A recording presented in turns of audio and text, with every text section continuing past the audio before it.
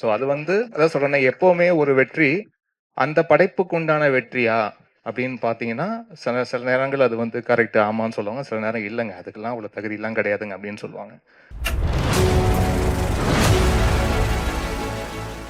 And first time introduction வந்திருக்க K square சினிமாஸ்க்கு என்னுடைய மனமார்ந்த வாழ்த்துக்கள். Rajesh sir, you have a bright long way and this is just your first step. இன்னும் நிறைய படிகள் இருக்குது. அது எல்லாமே வெற்றி பாதைகளாக அமைய நான் எல்லாம் வல்ல இறைவனை வேண்டிக்கிறேன் சார். அண்ட் பல்ராம் கிருஷ்ணா அவர்கள், அவருக்கு இது முதல் படம். நிதின் அவர்கள் சொன்ன மாதிரி இது முதல் படம் மாதிரி இல்லை, நல்ல ஒரு தேர்ந்த இயக்குனர் திரைப்படம் மாதிரி தான் இருந்துச்சு. நிறைய திரைப்படங்கள் பண்ணியிருந்தாலும் எனக்கு ஒரு ஃபர்ஸ்ட் ஒரு கிரைம் மிஸ்ட்ரி த்ரில்லர் அப்படின்ற ஜான்ரால எனக்கு 11 படம் தான் அமைஞ்சது தமிழ் தெலுங்குல. அண்ட் அதுக்கு பிறகு இந்த படம் அந்த மாதிரி ஒரு கிரைம் இன்வெஸ்டிகேட்டிவ் த்ரில்லராக வந்தபோது எனக்கு ரொம்ப ஹாப்பியாக ஃபீல் பண்ணேன். ஓகே, வேற ஒரு வென்யூ ஒன்று ஓப்பன் ஆகுது அப்படின்ட்டு. எப்பவுமே ஜென்ரல் வாட்சில் ஒரு ஓடிடியில் மோஸ்ட் வியூடு ஃபிலிம்ஸ் அதே மாதிரி பார்க்க விரும்புகிற திரைப்படங்களாக இருப்பது வந்து பார்த்திங்கன்னா இந்த கிரைம் த்ரில்லர் இதுதான் ரொம்ப விரும்பி பார்ப்பேன் நான். அதுக்கப்புறம் ஹாரர், இது ரெண்டு தான் எனக்கு ரொம்ப ஃபேவரட் ஜான்ரா நான் வந்து விரும்பி பார்க்கறதுல. பட் ஹாரர் ஃபிலிம்ஸ் இன்னும் கரெக்டான ஒரு ஹாரர் ஃபிலிம் இன்னும் வரல. அதுவும் வந்தா அது பயங்கரமாக உட்காந்து வேலை செய்யணும் அப்படின்ற ஒரு ஆசை இருக்கு. அண்ட் இப்போ இந்த கிரைம் இன்வெஸ்டிகேஷன் இந்த கிரைம் த்ரில்லர் ஒரு பாத் ஒன்று ஓப்பன் ஆயிருக்கிறதுல எனக்கு அது கூடுதல் சந்தோஷம். அதில் நிறம் ஒரு நல்ல ஒரு கிரைம் த்ரில்லராக இருக்கும்ன்றதுல எனக்கு நம்பிக்கை இருக்கு. அண்ட் இதில் நடித்திருக்கும் நடிகர்கள் முகேன் அவர்களுக்கு என்னுடைய வாழ்த்துக்களை தெரிவிச்சுக்கிறேன். ஒரு மலேசிய தமிழர். அண்ட் இங்கே நிறைய திரைப்படங்கள் நீங்கள் பண்ணணும் சார். அண்ட் உங்களுக்கு விவேகா அவர்கள் சொன்னது போல் you have the right appearance and நடிக்கும் திறன் எல்லாமே இருப்பதுன்றதுனால ப்ரொடியூசர்ஸ்க்கும் ரொம்ப ஃப்ரெண்ட்லியாக இருந்து அது எல்லாமே ஒரு பேக்கேஜ் தான். ஒரு ஆர்டிஸ்ட்ன்றது நாட் ஓன்லி பர்ஃபார்மன்ஸ், பீங் அவங்க ஒரு நல்ல ஒரு குட் புக்ஸ்குள்ள with director and with the team எல்லாம் இருப்பதும் இது எல்லாமே ஒரு பேக்கேஜ் தான். ஸோ அது எல்லாமே நீங்கள் இந்த திரைப்படத்தில் அந்த ப்ரொடியூசர்ஸ்க்கும் டைரக்டருக்கும் கொடுத்துருக்கீங்கன்றதுல சந்தோஷம். இன்னும் நிறைய திரைப்படங்கள் நீங்கள் பண்ணணும், தமிழ்லையும் பண்ணணும், வேறு இன்டர்நெட் மொழிகள் தான் உங்களுக்கு பண்ணணும்னு ஆசையாக இருக்கும். வானம் இருக்குது, சிறகடித்து பாருங்கள். அண்ட் தானியா ஹோப் அவர்களுக்கும் என்னுடைய வாழ்த்துக்களை தெரிவிச்சுக்கிறேன். அண்ட் இந்த படத்தை நடித்த பிரீத்தி அவர்களுக்கும் என்னுடைய வாழ்த்துக்கள். கொரியோகிராஃபர்ஸ் நிச்சயமாக இந்த படத்தில் இந்த நூதனா சாங் பண்ண சாய் மேம்க்கும் அண்ட் சார் உங்களுக்கும் ரொம்ப ரொம்ப நன்றி. ரொம்ப என்ஜாய் பண்ணேன் சார், ரொம்ப ப்ளசண்ட்டாக இருந்தது. And Sneha, Hardy wishes to you. உங்களுடைய பர்ஃபார்மன்ஸ்க்கு என்னுடைய வாழ்த்துக்கள். சாபு அவர்கள் வந்து நிறைய திரைப்படங்கள் இப்போ பேக் டு பேக் ஒர்க் பண்ணுறோம். அண்ட் ரொம்ப ரொம்ப சின்சியரான ஒரு எடிட்டர்.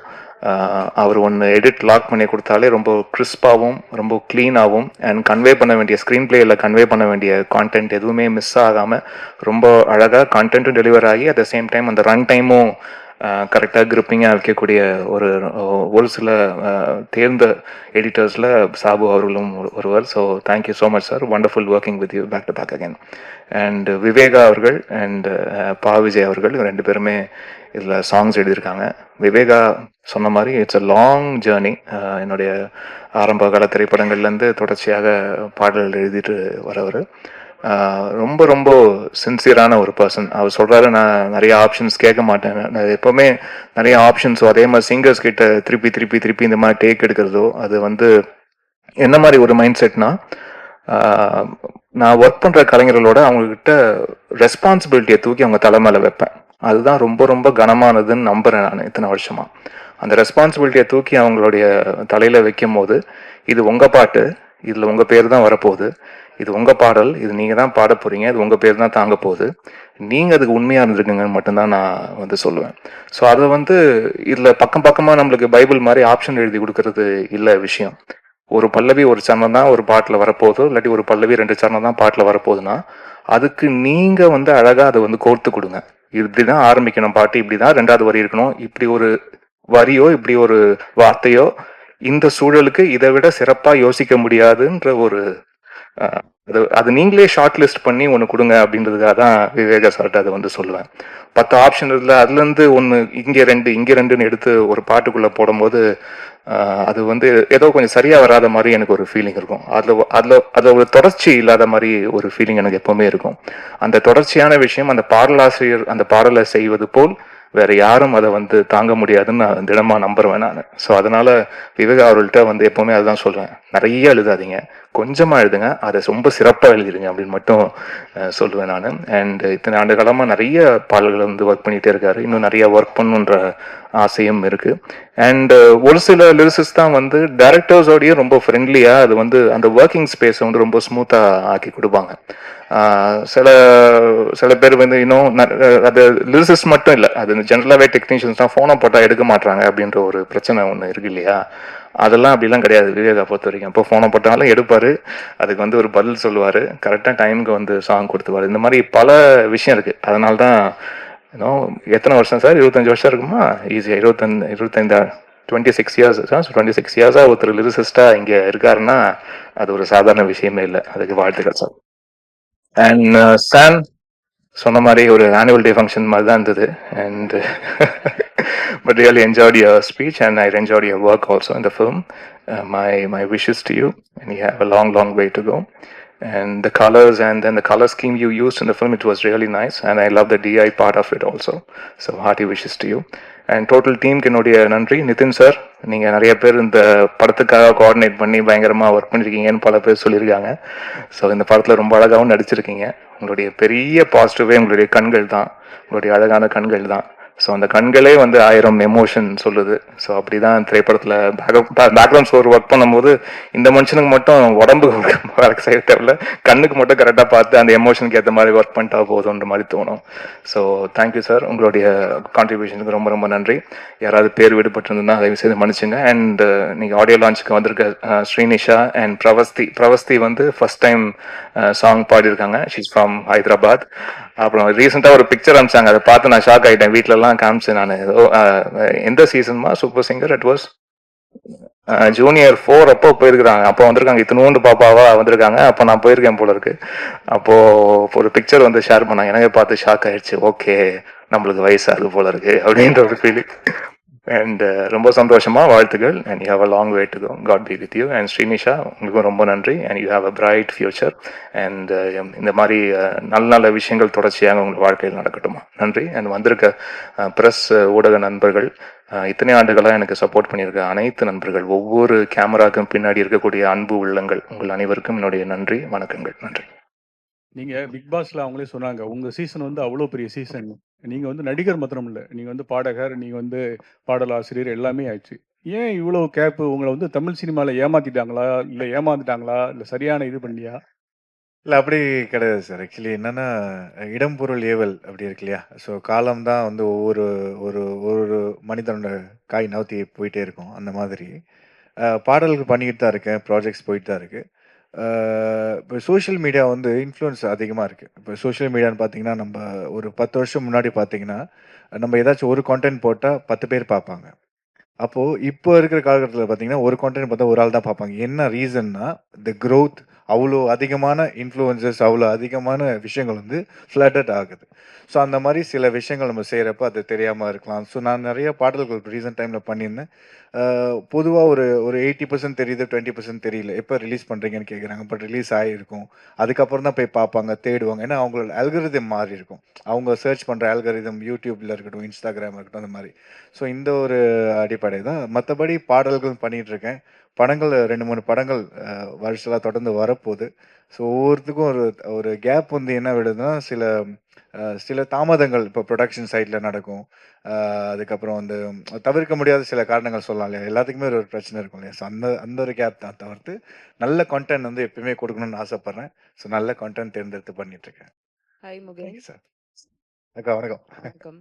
இப்போ வந்து நீங்க மலேசியா டூ சென்னை வந்து படம் பண்ணிட்டு இருக்கீங்களா? இந்தியாவுல செட்டில் ஆகிற ஐடியா இருக்கா? அடுத்தடுத்து என்னென்ன படங்கள் பண்ணிட்டு இருக்கீங்க? ஒரு அப்டேட் கொடுங்க. கண்டிப்பாக்கா. டெஃபினட்டா ஐடியா இருக்கு. இந்தியால செட்டில் ஆகுற ஐடியா இருக்கு. என்னோட ஃபேமிலிலாம் முழுசா மலேசியால தான் இருக்கிறாங்க. ஸோ நான் வந்து ரொம்ப ஃபேமிலி ஓரியன்டடான ஒரு பெர்சன். ஸோ அதனால நான் பேக் அண்ட் ஃபார்த் ட்ராவல் பண்ணிக்கிட்டே தான் இருக்கேன். எனக்கு இப்போ இங்க அதிகமான வாய்ப்புகள் கிடைக்கிறப்ப, இங்க இருந்து ஒரு ரீசென்ட் டைம்ல படம் பண்றப்போ ஒரு 3 மந்த்ஸ், ஒரு 4 மந்த்ஸ், 6 மந்த்ஸ், 8 மந்த்ஸ்லாம் கூட இருந்திருக்கேன். ஸோ 8 மந்த்ஸ் இங்கே இருந்து ஃபுல் ஸ்ட்ரெச்சா முடிச்சுட்டு அதுக்கப்புறம் ஊருக்கு போயிட்டு வந்திருக்கேன். ஸோ இந்த மாதிரி ட்ராவலிங் தான் இருக்கு. அடுத்தடுத்த எக்ஸைட்டிங்கான படங்கள், ப்ராஜெக்ட்ஸ், பாட்டு இதெல்லாமே வரிசலா காத்துட்டு இருக்கு. இந்த நிறம் முடிஞ்சதுக்கு அப்புறம் ஒவ்வொரு அப்டேட்டா வரும்க்கா. சார் டேரக்டர் சொன்னாங்க எல்லாமே துரோகம்னு சொல்லிட்டு ஒரு சாங்ஸ் வருது. அது வந்து இமான் சாருக்கும் வந்து துரோகம் நடந்திருக்குன்ட்டு. அந்த சாங்ஸ் பண்ணும்போது மட்டும் உங்களுக்கு என்ன தோணுச்சு மைண்ட்ல? யாருக்கு தான் சார் நடக்காம இருக்கு? யாரெல்லாம் அவங்கவங்க வாழ்க்கையில ஏதாவது ஒண்ணு இருக்க தானே செய்யும். ஸோ அது வந்து அந்த மாரி ஒரு வரி பாவிஜய் போடும்போது இன்னும் ரிலேட்டபிளா இருந்தது. அது வந்து எனக்கு மட்டும் இல்ல. அது கேட்கிறவங்க யாரா இருந்தாலுமே அவங்கவங்களோட வாழ்க்கையில ஏதாவது ஒரு நிகழ்வு நடந்திருக்கும் இல்லையா? ஸோ அத வச்சு பார்க்கும்போது ஓகே ரொம்ப ரிலேட்டபிளா இருக்கே.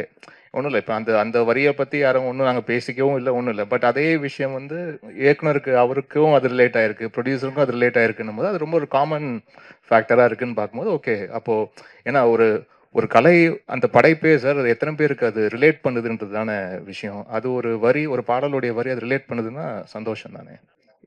சார், இந்த தேசிய அவார்டு வந்து தொடர்ந்து வந்து நல்ல படங்களுக்கு தான் வந்து தொடர்ந்து குடுத்துக்கிட்டு இருக்காங்க. இந்த வருஷம் பயங்கர சர்ச்சையாயிருக்கு. இப்ப வந்து நீங்க இந்த வா மாமா வாரியா, வா மச்சு வாரியான்னு இந்த பாட்டு போட்டிருக்கீங்க. இந்த வருஷத்துக்கான தேசிய அவார்டு வந்து 2027 உங்களுக்கு கிடைக்குமா? அப்படி கிடைச்சா நீங்க ஏத்துப்பீங்களா அந்த பாட்டுக்கு? ஏன்னா வந்து நெறைய சர்ச்சையாயிருக்கு. சார் அதான் சொல்றேன். இந்த பாட்டுக்கு, அந்த பாட்டுக்கெல்லாம் தாண்டி ஒரு தேசிய அளவுல நம்மளுடைய மாநிலத்துக்கு ஒரு அங்கீகாரம் கிடைக்குதுன்னா, அது நம்ம ஒட்டுமொத்த தமிழர்களுடைய வெற்றியா தான் சார் அத நம்ம பார்க்க முடியும். அவ்வளோதான். ஸோ அது வந்து அதான் சொல்றேனே எப்பவுமே ஒரு வெற்றி, அந்த படைப்புக்கு உண்டான வெற்றியா? அப்படின்னு பார்த்தீங்கன்னா, சில சில நேரங்கள் அது வந்து கரெக்ட் ஆமான்னு சொல்லுவாங்க. சில நேரம் இல்லங்க. அதுக்கெல்லாம் அவ்வளோ தகுதிலாம் கிடையாதுங்க அப்படின்னு சொல்லுவாங்க. பட் நான் எப்பவுமே அத எப்படி பார்க்குறேன்னா, ஒருத்தருடைய டிராவல், அவங்க எங்கேருந்து வந்திருக்காங்க, அவங்க என்னவா இருந்திருக்காங்க, இதே துறையில எத்தனை ஆண்டு காலமா அவங்க அத வந்து ரொம்ப அந்த இடத்தை தக்க வைப்பதற்குண்டான உழைப்பை எவ்வளோ போட்டிருக்காங்க. அதெல்லாம் சேர்ந்து ஒரு அதுக்குண்டான முத்தாய்ப்பா வந்து ஒரு விஷயம் ஒண்ணு நடக்கும். ஒவ்வொருத்தருடைய வாழ்க்கையில வந்து நடக்கும். அது அவங்க குடுக்கப்படுற விருது வந்து அதுக்கு தகுதியானதா? இல்லையான்னு பார்த்தீங்கன்னா, அதுக்கு வந்து மாற்று கருத்து இருந்துகிட்டே இருக்கும். அது எல்லாரோட விமர்சனத்துக்கு உள்ளான ஒரு விஷயம் தான். பட் அதை தாண்டி ஒரு நபருக்கு, அதுவும் நம்மளுடைய தமிழ்நாட்டுல சேர்ந்த ஒருத்தருக்கு அது கிடைக்குது அப்படின்னு நினைச்சு பார்க்கும்போது, அப்படிதான் நம்ம சந்தோஷப்பட்டுக்கணுமே ஒழிய, ஓகே நம்ம தேசிய விருது அளவுக்கு நம்மளுடைய தமிழருக்கோ, இல்லாட்டி இங்கிருந்து நம்ம திரைத்துறையில தமிழரா இருக்கிறாங்களோ இல்லையோ, பட் இந்த திரைத்துறையில நம்ம தமிழ் திரைத்துறையில இருந்து ஒரு சாதனை பண்றாங்க. அந்த சாதனையாளருக்கு ஒரு விருது வழங்கப்படுதுன்னா, அது நம்ம மாநிலத்தோடைய ஒரு ப்ரைடா பார்த்துட்டு போகணும்னு தான் நினைக்கிறேன். அவ்வளவுதான். அதை தாண்டி இது தகுதியானதா? இல்லையா? அப்படின்ற அந்த ஆய்வுக்குள்ள போவானான்னு நினைக்கிறேன் நானு. நிதின் சார். இமான் சார், நீங்க நேஷனல் அவார்டு பேசினால கேட்குறோம். நேஷனல் அவார்டு ஜூரி மேலேயே நிறைய குற்றச்சாட்டு வருது. அவங்க வந்து நம்மளுக்காக உரிமையா போராடி வாங்கியிருக்கணும். மலையாளத்திலயோ, பெங்காலியோ பேசி வாங்குறாங்க. நம்மளுக்கு வாங்கல. தகுதியான படம் நிறைய படம் இந்த வருஷமே வந்து அவ்வளோ உள்ள படங்களுக்கு வந்து கிடைக்கல. தகுதி இருக்கோ இல்லையோ சில சிபாரிசுல வாங்குறாங்க அப்படிங்காங்க. நீங்க நேஷனல் அவார்டுங்கனால உங்க அது கருத்தை பத்தி இல்ல அது வந்து ஆக்சுவலா ஒருத்தர் எடுக்கிற முடிவு கிடையாது சார். நம்ம இங்கிருந்து பார்க்கும்போது நம்ம மாநிலத்துக்கு இது கிடைச்சிருக்கலாமே, இத பண்ணியிருக்கலாமே, இங்க இருக்கிறவர்கள் இத சொல்லியிருக்கலாமே, இதுக்காக வந்து போராடி வாங்கியிருக்கலாமே, அதெல்லாம் நம்மளுடைய கேள்விகள் இருக்கும். பட் அந்த ஜூரில இருக்கும்போது வெறும் நம்ம அது வந்து தமிழுக்கு உண்டான குரலா மட்டும் இருக்காது. அது ஒவ்வொரு மாநிலத்திலயும் அவங்களுடைய படங்களும், திரைப்படங்களும் பிளஸ் என்ன திரைப்படங்கள் இங்க நம்ம அனுப்பப்படுது.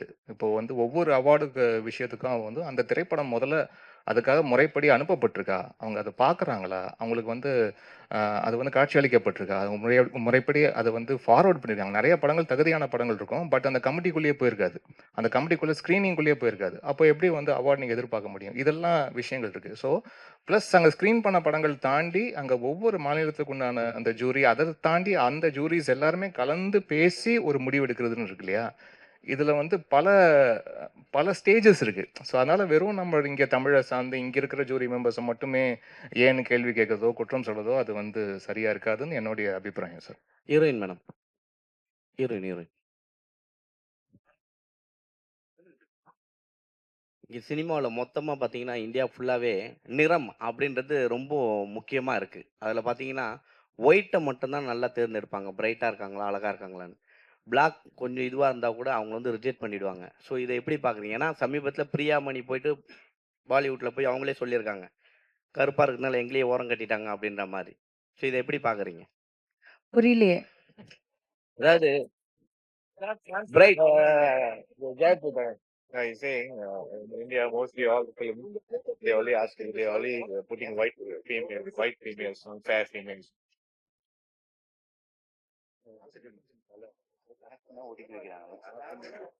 So they're generally talking about the complexion, the difference in complexion. So do you have any opinion on that? அத நீங்க ஆடியன்ஸ்க்கு கேட்டாங்க அண்ட் டிரெக்டர்ஸ்க்கு கேட்டாங்க, காஸ்டிங் பீப்புளுக்கு கேட்டாங்க. I don't have an opinion about it. Heroine மட்டும் அது மாதிரி ஒரு கொஸ்டின். படம் முழுக்க நீங்கள் தான் ஹீரோயின். என்ன நல்ல பாட்டு 2-3 கூட இருக்குது. 2-3 song also there for you. But only one song that madam is reach வேற level that press meet. Okay. So அந்த song you feel next film that type of song I am also do it. You I'm also do it. அவங்க பண்ணணுன்றீங்க. நல்லா பாட்டு இருந்து and if I like how it sounds then கண்டிப்பா நான் பண்றேன். வாழ்த்துக்கள் வாழ்த்துக்கள்.